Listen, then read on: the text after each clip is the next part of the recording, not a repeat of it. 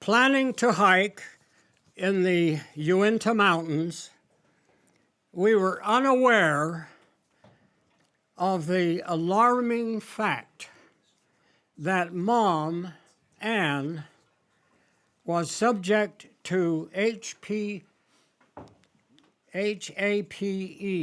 high altitude pulmonary edema.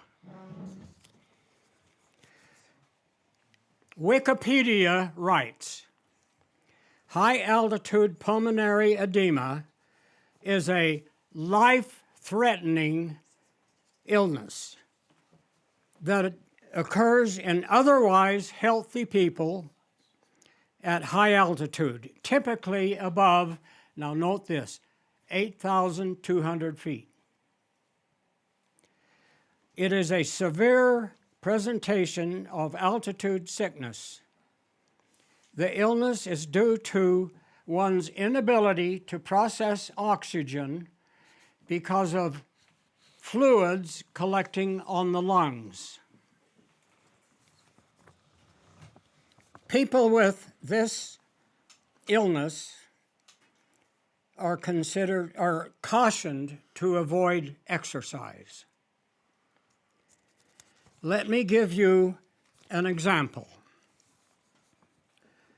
Years ago, I became a friend of Carl Henneis, an astronaut. Another astronaut joined Carl and me to climb Mount Whitney, the highest mountain in California. As an astronaut, he was in excellent physical condition. You would agree with that? A month before this talk, for some reason, I looked up Carl Henneis on Wikipedia. He has a huge, long article about him on Wikipedia. When Carl became middle-aged, he joined another team that was testing some equipment on the approach to Mount Everest. There he is. Oh, good. As they reached high altitude, Carl developed breathing problems. He was treated with oxygen, but, and now I'm quoting from Wikipedia, he died in his sleep. The cause of death was determined to be high altitude pulmonary edema. So, yes, a life-threatening disease. When Mom, Lynne, David, Alan, Jane, and I were on a long hiking trip into Utah's Uinta Mountains, we were unaware that Ann was subject to this disease. With the final goal of climbing Kings Peak, and some of you have been there, 13,528. Where did high altitude start? 8,000. Kings Peak was 13,000. We began hiking at Mirror Lake, 45 trail miles from the peak.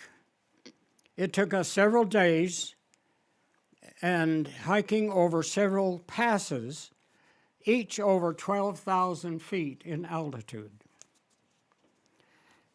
The first pass was called Dead Horse Pass. On the last pass before reaching the base of Kings Peak, Mom experienced breathing problems and was unable to carry her pack.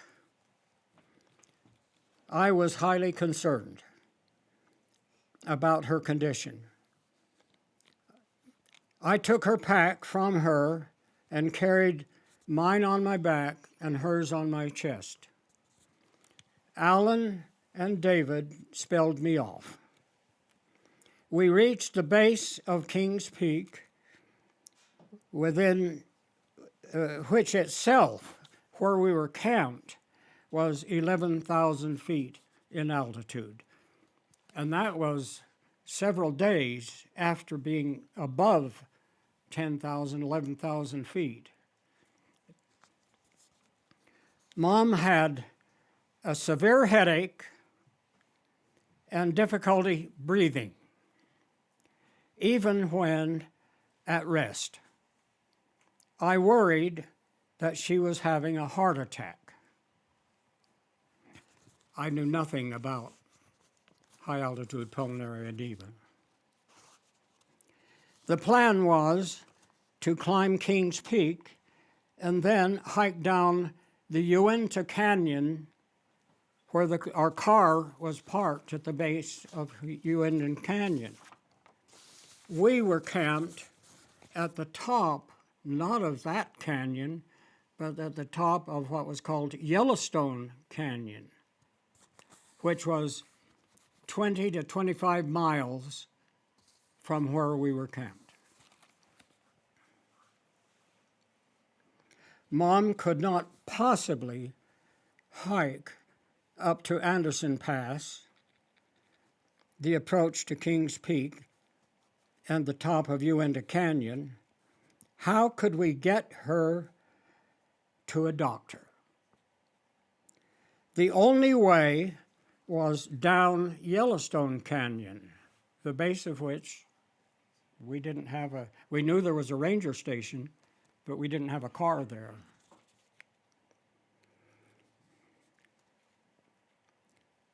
But fearing that she would die from the exercise, later knowing that she had HAPE, it became clear that her lungs were full of fluid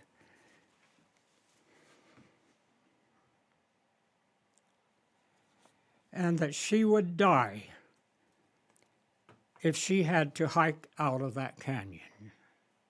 The question was how to rescue Mom.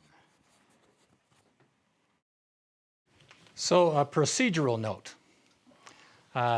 We decided after some discussion that Dad was going to give this introduction to the rescue. And then I'm going to read a story that I wrote about the adventure.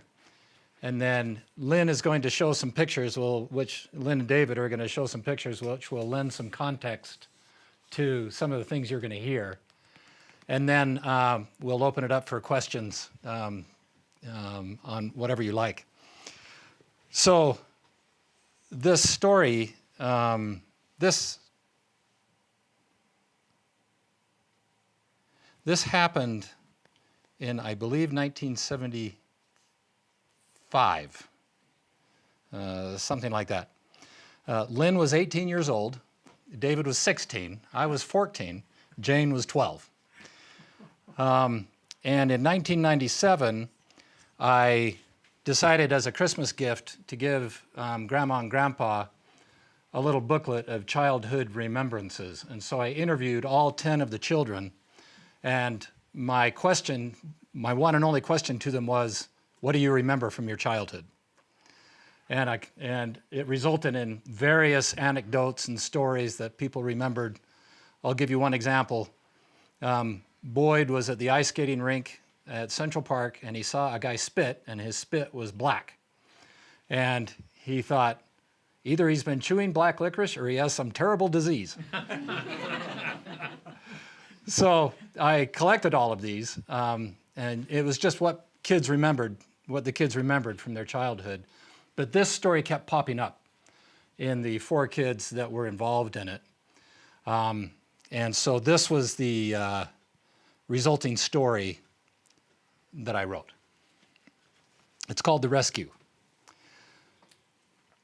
Mom usually didn't come on hikes, but one became a memorable adventure because of her presence. On a hike in the Uintas, Mom began exhibiting symptoms of altitude sickness. Dad, unfamiliar with altitude sickness, was afraid it was her heart, probably a heart attack. Quote, Lynne says, as the days passed, she was going slower and slower and slower, Lynne said. I just attributed it to the fact that she was so old and out of shape. That is a youthful perspective. Grandma was 42 at the time.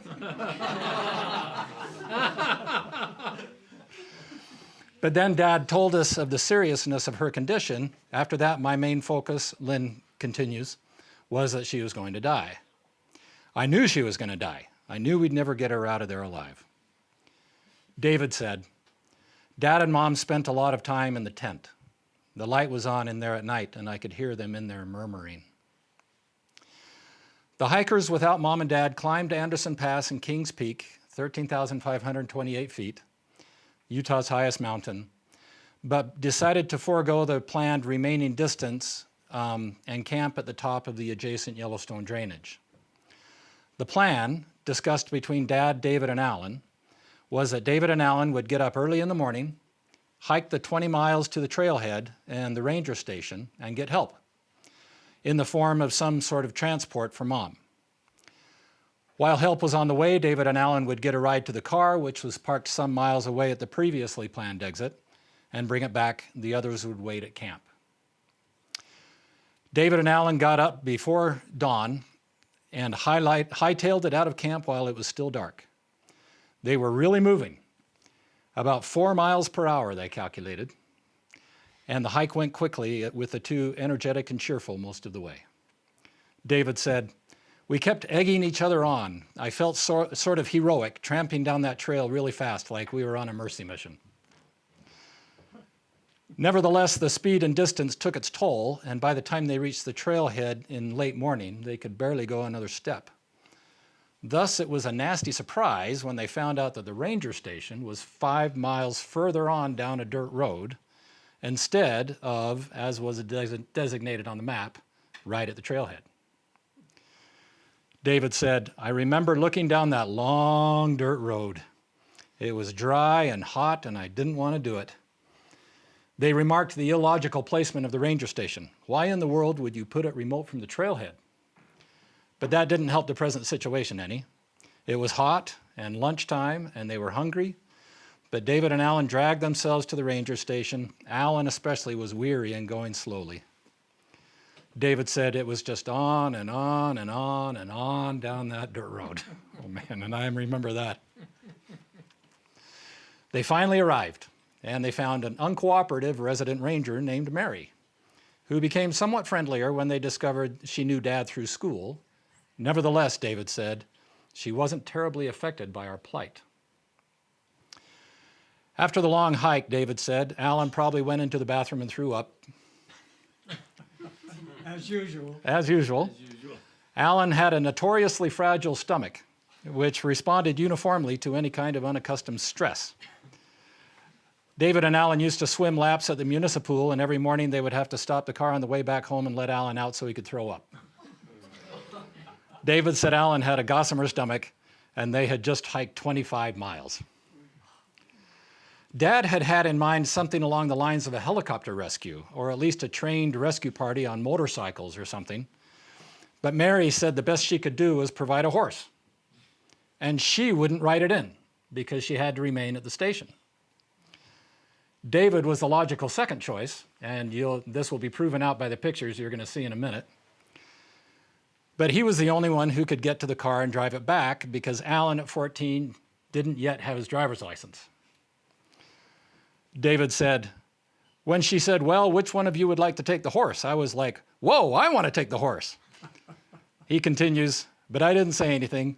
They both looked at me and said, well, you have the license. And I was like, well, shoot. That left Alan, who had never in his life ridden a horse. He was intrigued with the idea, but awfully nervous. Riding a horse in concept was pretty cool, but when it came right down to it, a very short lesson on the niceties of horsemanship, and Alan was off to the rescue.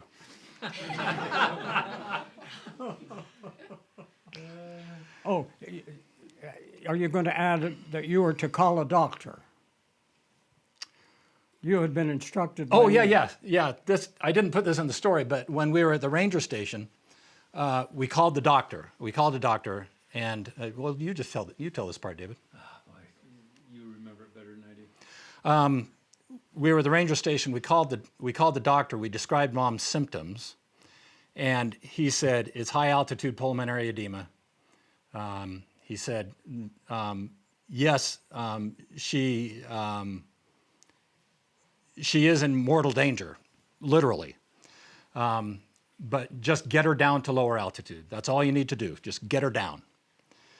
And I think that might have been part of the reason with Mary's kind of nonchalance. You know, David and I were like, if you're not here to help rescue someone who's having trouble in the mountains, why are you here? You know? But of course, we, 14, 16. Meanwhile, Lynne and Jane, ignorant of the plan and David and Alan's earlier departure, had awakened and decided to surprise the party with breakfast.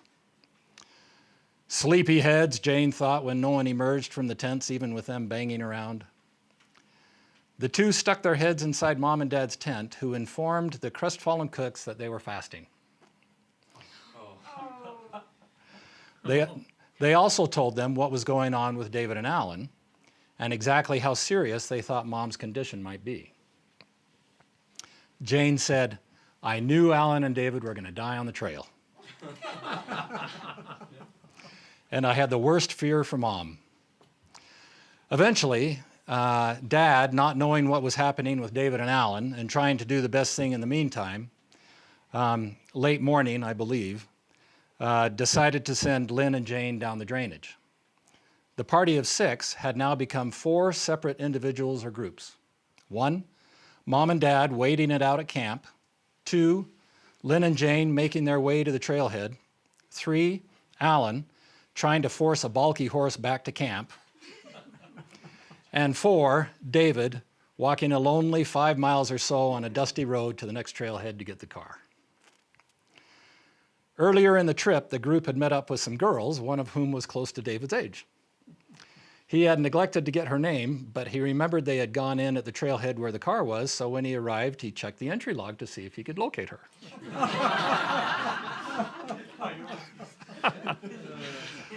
David said, I did my little romantic check of the log. I didn't get anywhere. I remember feeling so guilty for checking. Eventually, Lynne and Jane met up with Alan on his way back in. Jane remembered, why wouldn't they send me? I'm the one who wants to ride the horse. We ended up passing Alan, but by that time I was completely exhausted and I could have cared less about the horse. Lynne's reaction was different. She said, I was so outraged that they would send Alan back to her on a horse, this little kid on a horse for this dying woman. And when you see the pictures of how big I was at the time, you can empathize. Meanwhile, David had driven back to the trailhead and had nothing to do but wait and wait and wait. He said, I got back to the trailhead, parked the car, and just sat around forever. I sat on the fence, sat on the grass, went up the trail. Finally, I heard some voices. I came down and it was, hey, everybody's here. And Jane said, no, not everyone. It was Jane and Lynne. So that would have been late afternoon, probably. It was late. All Lynne and Jane had had to eat all day was granola, 20 miles. Worn out, they had finally approached the trailhead and found David waiting at the side of the trail. The 4 groups were now 3. After waiting around for a time, the 3 siblings eventually made their way to the ranger station. Jane said, Mary asked if we wanted something to eat, and Lynne said, oh no, we're fine. But David looked at her so incredulously like, what are you saying? And said, yes, we do. And I was so glad he did, Jane said. Mary fed the ravenous trio boil-in-a-bag meals, and Jane thought she had never tasted anything so delicious. Back on the trail, Alan had quickly had his fill of the horse and was having an increasingly difficult time with it. The animal knew a timid touch on the reins when he felt one, and after a short distance of stopping and starting and grazing at the side of the trail and lollygagging around, it refused to go any farther. despite all of Alan's yee-haws and giddy-ups and digging of heels into his side. Ultimately, the horse tired of this neophyte's irritating urging and turned its head and snapped at Alan. That was enough for the pretended horseman. Alan wound up leading the horse about 2/3 of the way back to camp, and I should add that as soon as I got off the horse, it became completely cooperative. By the time he drew near to camp, it was getting dark. This would have been around 8 o'clock at night. He knew he was in the neighborhood, but the dark and his fuzzy head made him unsure of exactly where he was or where to turn off the trail. It was then, with great relief, that he saw a shiny disc of aluminum foil that Dad, anticipating this very situation, had stuck on a bush next to the trail. The foil's message was clear: turn here. Alan finally arrived at the camp, consolidating the 3 groups into 2. Dad decided that the 3 at camp, Mom, Dad, and Alan, would hike out immediately instead of waiting until morning because of the potential seriousness of Mom's condition. Lynne, David, and Jane had eaten and refreshed themselves at the ranger station and decided to go back to the trailhead to play the waiting game again. David said, "We waited and waited and waited around. It got dark, and we waited and waited and waited around in the dark." It was really, really dark that night. And you'll probably hear this again. That night was just incredibly dark. Back at camp, Mom got on the horse, Dad led it, and Alan followed, carrying Mom's pack. They had but 2 small camp flashlights, whose batteries were dying. Dad preserved the batteries by carrying both flashlights and flipping one on for an instant, memorizing the few feet of trail it illuminated, turning it off, crossing those few feet, and momentarily flipping on the other flashlight. Alan, walking behind the horse, could hardly see a thing and was left to stumble along as best he could. On the horse, Mom rode uncomplaining. Alan remembers her being completely mute almost the entire time. It was a nightmarish night. It was very late and very dark. Dad was intensely worried about Mom's condition. Mom was hurting badly, and Alan was beyond exhaustion. Walking blindly along, tripping on rocks and bumps, he hiked the entire distance in a daze. At one point, the trail went along the side of a long, steep drop-off, and Dad was worried that the horse would stumble and send Mom tumbling down it.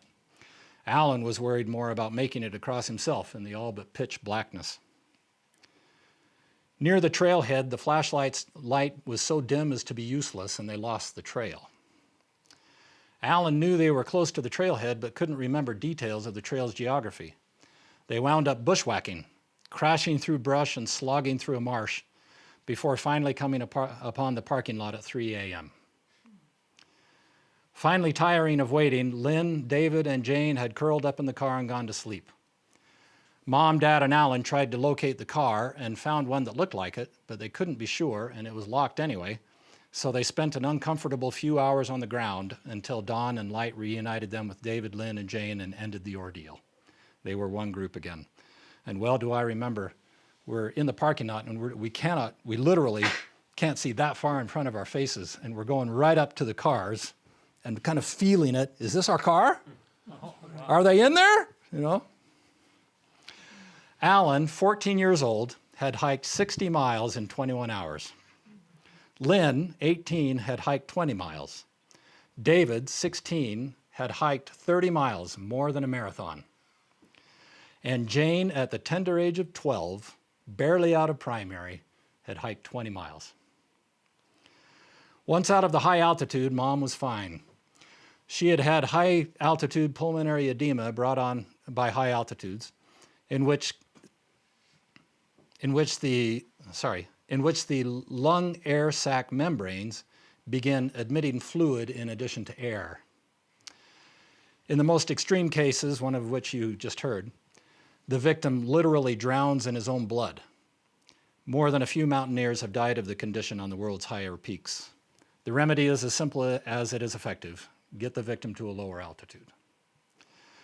They drove to the starting point of the hike to get the other car, and with Mom okay, Dad drove Lynne directly back to school from the Uintas.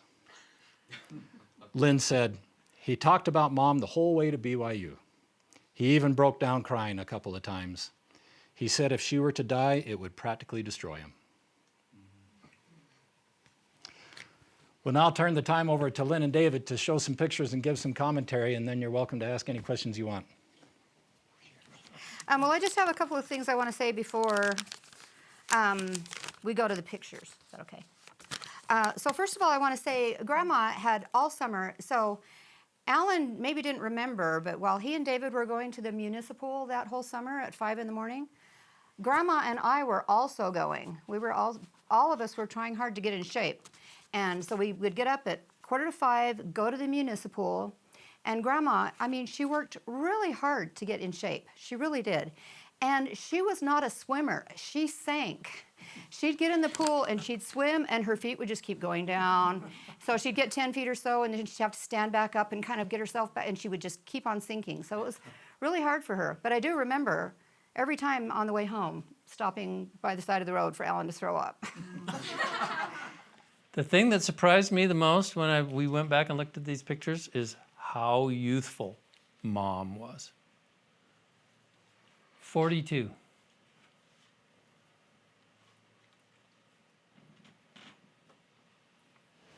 How string bean you were. You can see the difference between me and David. We're only 2 years apart, but at that age. So I do have a few things to say about this picture. I mean, you look at this picture. It's like he's in the middle of a epic fantasy, like a Brandon Sanderson. He looks like Gandalf with his staff and the wind blowing his hair. Poncho. And he had hair, and it was blowing. And I just think that that's just the perfect image for the hero of the story. Yeah. I, however, had a different reaction when I saw this, when I was looking for the pictures and I saw this, and it was like, what the heck were they thinking? Sending this 14-year-old kid, he's like Ethan and Hunter's age and Gray's, up to rescue a dying woman, 14 years old. Actually, John, go back one. So you look at the difference between me and David, right? And we're down at the ranger station, and who is the obvious choice to go in to rescue Mom? Duh. David is a man, and I am a boy, right? But we thought, oh, he's got to go get the car, and he's got the license. Well, a tiny bit of thought would have revealed we can figure the car out, right? It doesn't matter. Yeah. Alan can stay at the ranger station. Drive the stinking car. I can drive the car or whatever, or we rescue Mom and we come back down and then we go get the car. It doesn't matter. Instead, we put this tiny little kid on this great big horse. Really, that's... I'm remembering when we were trying to decide who went, and Alan and I are looking at each other, and it's like, horse? And, I'm like, horse? That'd be awesome. And I could tell that Alan was also like, a horse? Wow, that'd be awesome, but he was also scared. And part of it was just thinking, it'd be good for Alan to be able to have this experience. That was not the impression I got.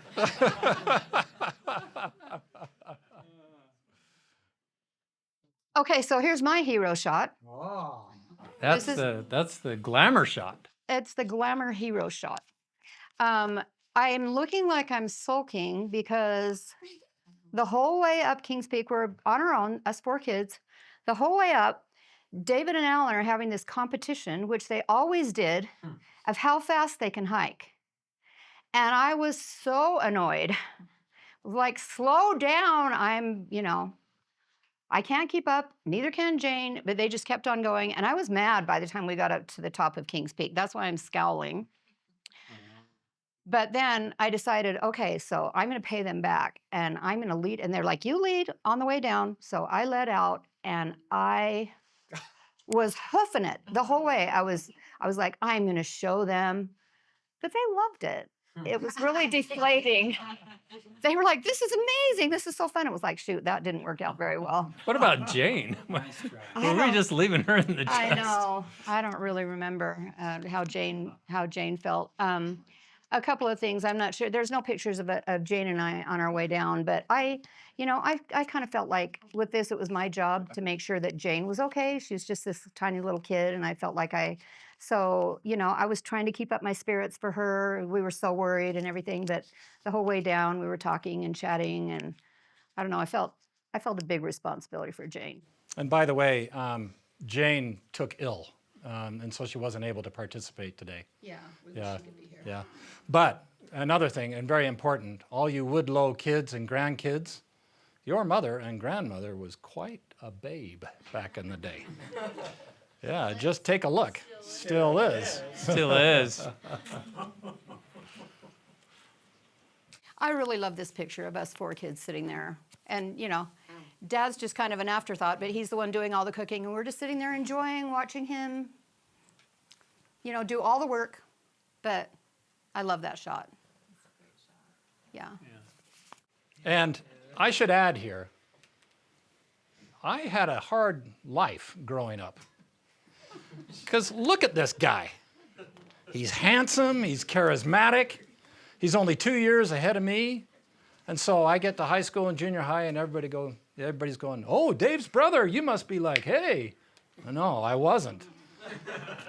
I was called all through my first year of high school, and much into the second year, I was called Little Dave. That was my name. Feel pity for me. So another, stay on that picture for a minute.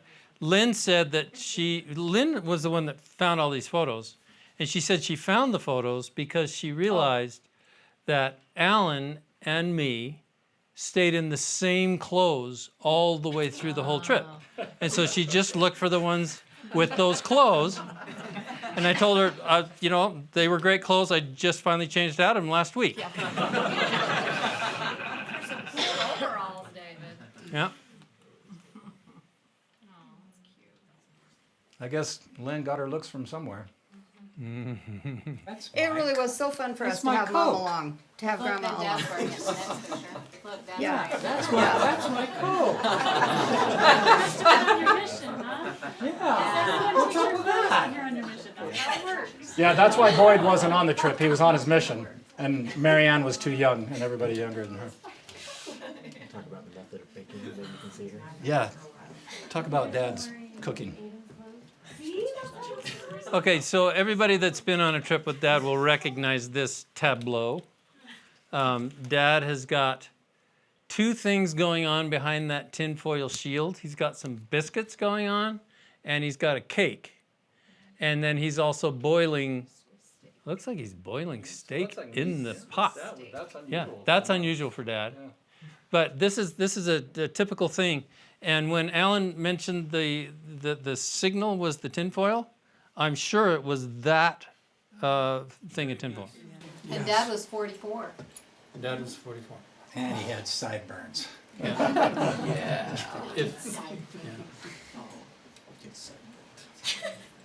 This is another one kind of highlighting the difference between David and Alan. Also, for all of you who know Grandma Ann, very typical pose for her. Yeah. Sitting down, listening to some child. Just taking so much delight in being with her kids and listening to her kids. And she was so excited for this trip. And we were so excited to have her because she never was able to go on these big trips, hiking trips with us. We were so excited. So it was so confusing, when she just went slower and slower and slower. It's like, what is wrong? What do we do with the little ones then? Yeah, John would have been Aunt just Joan. a baby. We always went to Aunt Joan. Was that Joan? We were at Aunt Joan's house. I remember it very well. They hated it. Is that so? Yep. Sorry.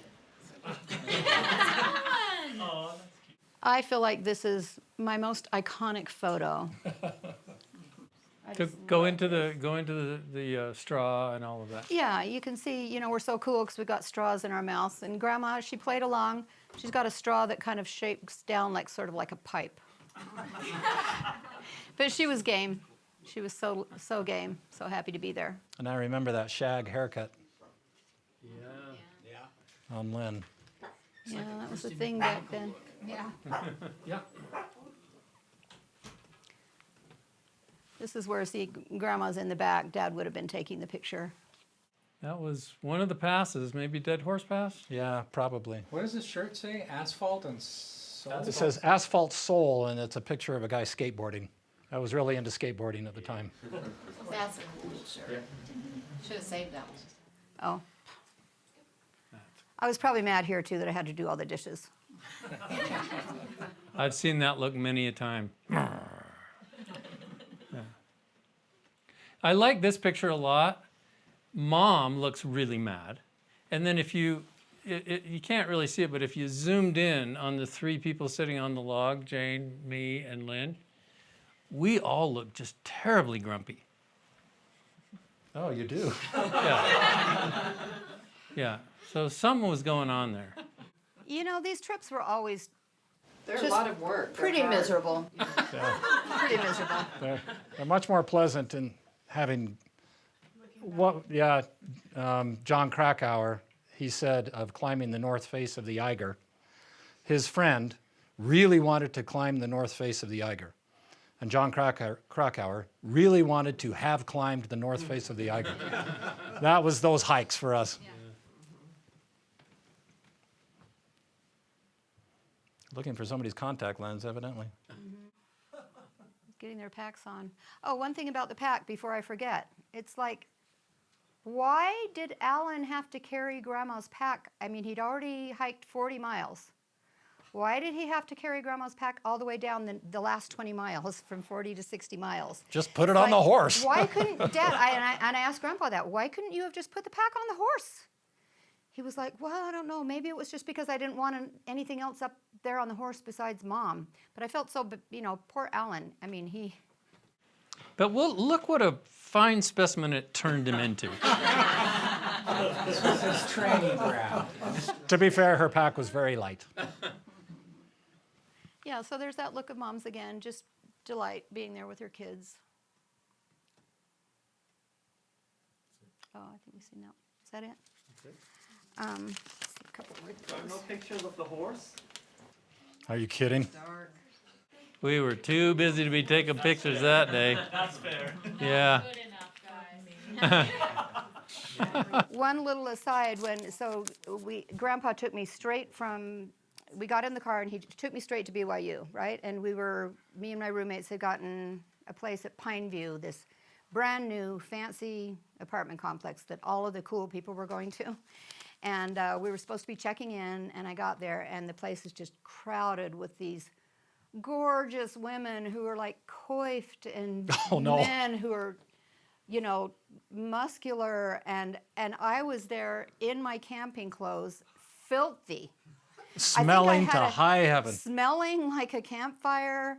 And I think I had on this white, like, turtleneck shirt, and it was like brown. And I remember just like, oh, this is not a good look. This is not a good first impression. But the ride back to BYU was really impactful, talking to Dad, because he cried and he broke down. And so, I don't know, one of the biggest takeaways for me from this hike was how much Dad loved Mom. Yeah, So it was just you and Dad in that? just me and Dad in the car, and then I think we must have had 2 cars there or something. Was that the turtleneck? That was a turtleneck, yeah. It's still white. It's still kind of white there, yeah. Other questions? Did you have anything to eat all those 60 miles? Well, David and I ate at the ranger station. I don't That think might have been it. that might have been it. Yeah, because on our way down, we were practically running. I mean, we were really moving. I don't know that I've ever hiked that fast. I don't think we took any time to do anything. So we ate at the ranger station, and then I just got on the horse and went back, and then back. What about water? Oh, water for sure. Yeah. What do you remember about your own exhaustion, if anything? Oh, I just remember. I remember that dirt road. We get to the trailhead, ranger station 5 miles that way, and we were both That was like the worst news That was the worst news ever. received, yeah. because we were like yeah, egging each other on, you know, we're on a mercy mission, we're awesome, you know, down, get to the trailhead, okay, here we go. Oh. And you reach your goal, right? And all your adrenaline just drains out of you. And we were dragging. You were only a third of the way down with your mile. Only a third of the way done, yeah. So on the way back up, you know, the stupid horse, you know, that was, to be honest, after I got off the horse, it was like, okay, this is easy now, you know, don't have to deal with the horse. And So you just led the horse. But still, this is after he'd been walking 30 miles already. But yeah, going back from camp to the trailhead in that pitch blackness, I was almost hallucinating. I was so exhausted, and I'm sure my blood sugar was so low that it felt like I was kind of drifting in and out of reality. So Dad was leading with the flashlight blinking every once in a while. In front of Then the the horse. horse, and then Alan behind the horse. Well, to be fair, Grandpa would, every third or fourth flash, he would turn it on, then he'd go like this.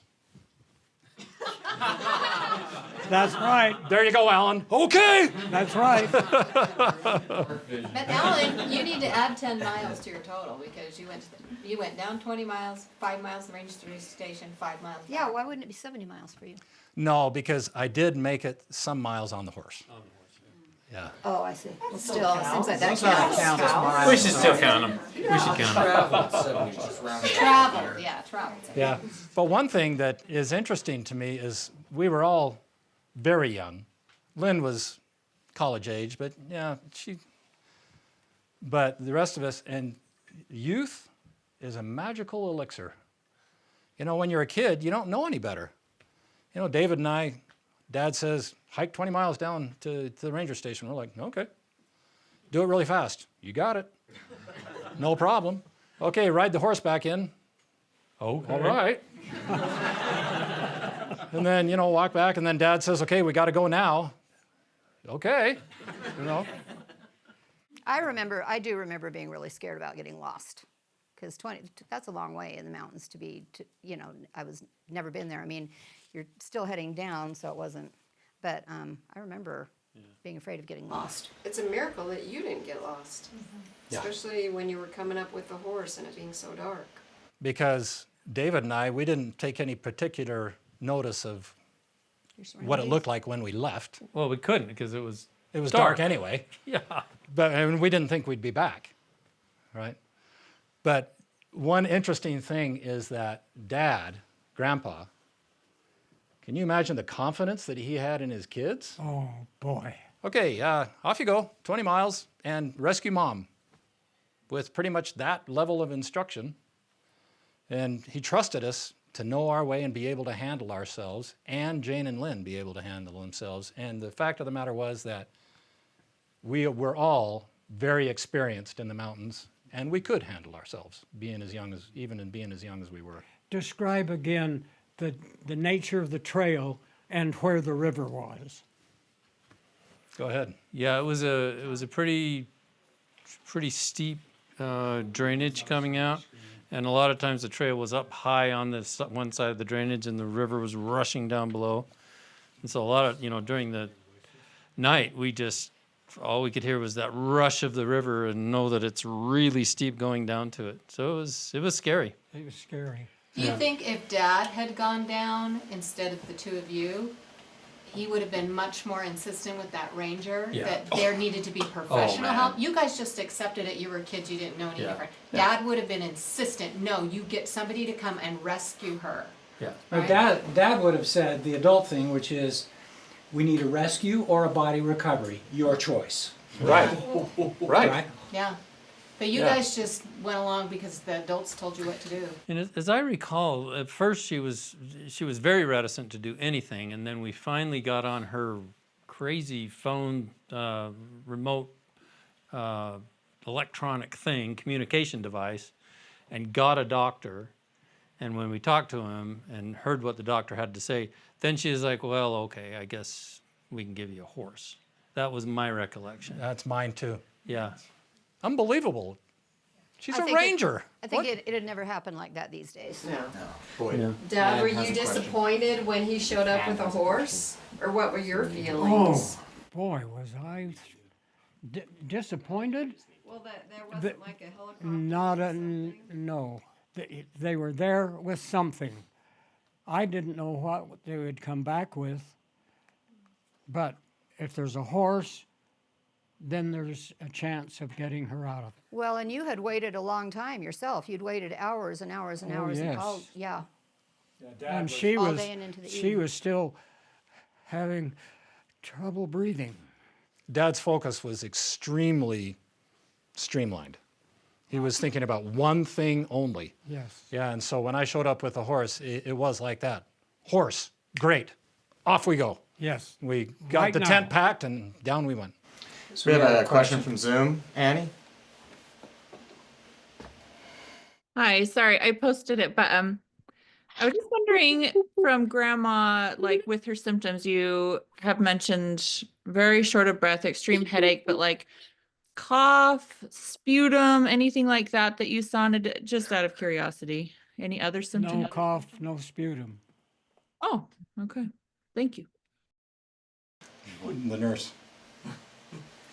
Well, I feel like- I have a question. there might have been a cough. Got a question back here? I feel like we've heard you guys talk about this story a few times, but I don't remember Grandma talking about it. Like, how did she talk about it after it happened? Like, what would she highlight? That's a good point. Boyd is indicating that our hour is up, and so why don't we answer this and then one more question if there are any, and we can end it. I have one more thing to say too. Dad, ahead did and you answer hear that. Ashley's question? Yeah. Yes. What did Mom talk about when she talked about this?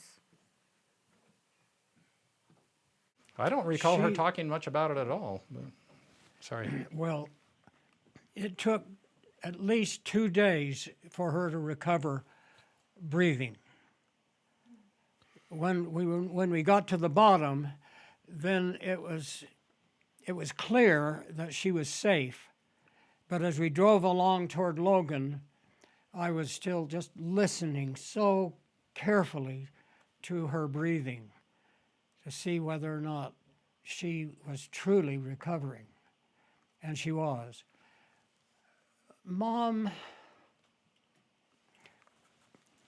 she rarely, okay, in the last lecture, I said, at one point in 2010, Mom, Ann, you hate to be put on display. Do you remember her reply? She said, I do, and you rather enjoy it. She didn't hesitate. She did hesitate to talk very much about it, except to express her amazing gratitude toward these children. Boy, did she love you kids for what you did. And she would have loved us anyway. So I have one enduring image from that trip, and that is when Alan and I were heading out in the morning in the pitch black, looking back and seeing that glowing tint, that orange glowing tint where Mom and Dad were in there, and it just getting smaller and smaller, and just feeling the fragility of the situation and the worry, and just really not confident at all that we were going to be able to do something. So it was a real blessing.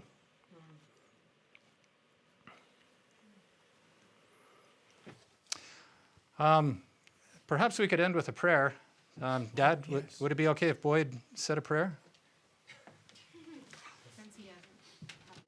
Well, let's give that some consideration. No, we would love Boyd to pray. Our Heavenly Father, we're grateful for this moment that we've shared together. We're thankful for the heroism of my siblings and Dad, and we're grateful that Mom survived. I'm grateful for thy hand in this perilous situation, and we acknowledge thy hand in it. Yes. And we do this in the name of Jesus Christ. Amen. And lived another 45 years after that. Could everyone wave and say hello to the people on Zoom? Who's on Zoom? Tell us. We have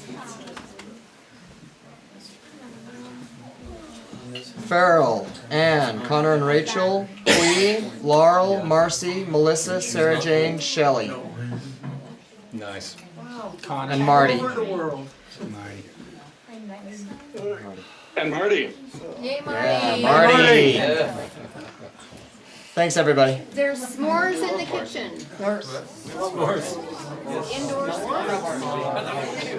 Did you make it? Is this yours or Rand's?